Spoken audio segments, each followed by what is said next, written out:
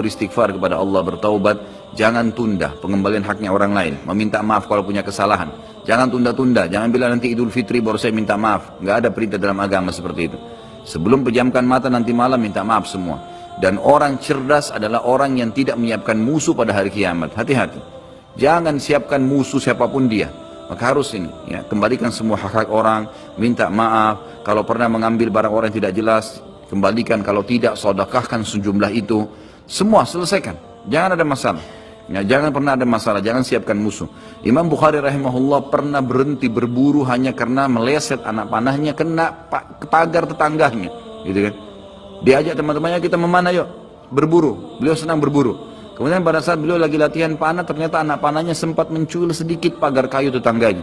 Lalu dia panggil gulamnya, gulam ini kayak pembantunya, sampaikan ke teman-teman saya kalau saya tidak jadi memanah, saya tidak jadi berburu, dan sampaikan kepada tetangga kalau Bukhari minta maaf. Muhammad namanya tentu, Muhammad minta maaf, gitu kan. Sampaikan dan siap mengganti pagar yang rusak itu. Begitu pembantunya Imam Bukhari datang ke tetangga tersebut lalu berkata, ya, Syekh Imam Bukhari menyampaikan maaf karena pagar Anda tercuil, diperlihatkan. Lalu tetangganya tersenyum dan berkata, jangankan pagar saya, rumah saya semua buat Imam Bukhari. Saya tidak perhitungan dengan masalah itu.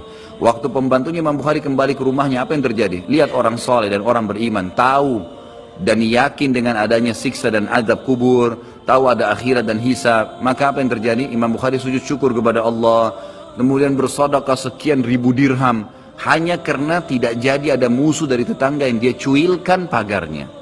Coba teman-teman, berapa banyak sendal yang antum injak? Hah?